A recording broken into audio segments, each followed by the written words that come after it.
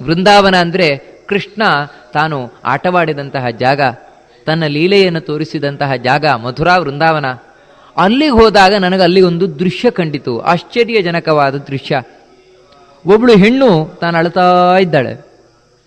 ಅವಳ ಪಕ್ಕದಲ್ಲಿ ಇಬ್ರು ಮುದುಕರು ಮಲ್ಕೊಂಡಿದ್ದಾರೆ. ನಾನು ನೋಡಿದೆ, ನನ್ನ ನೋಡಿದ ಕೂಡಲೇ ಪಾಪ ಅವಳು ನಾರದರೆ ಬನ್ನಿ ಬನ್ನಿ ಬನ್ನಿ ಅಂತ ಕರೆದ್ಲು ನನ್ನನ್ನು.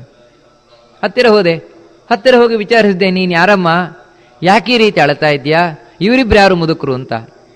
ಅವಳ ಕತೆ ಹೇಳಿದ್ಲು. ನನಗೆ ಬಹಳ ಆಶ್ಚರ್ಯ ಆಗೋಯ್ತು. ಏನಂದ್ರೆ ಅವಳ ಮಕ್ಕಳಂತೆ ಇಬ್ರು ಮುದುಕರು. ಅವಳು ಯುವತಿಗೆ ಇಬ್ರು ಮುದುಕರಾದ ಮಕ್ಕಳು. ಜಗತ್ತಿನಲ್ಲಿ ಈ ರೀತಿ ಇದೆಯೋ? ಯಾವತ್ತು ಮಕ್ಕಳು ಯುವತಿಯರಾಗಿರುವುದುಂಟು, ಯುವಕರಾಗಿರುವುದು, ತಂದೆ ತಾಯಂದಿರು ಮುದುಕರಾಗಿರುವುದುಂಟು.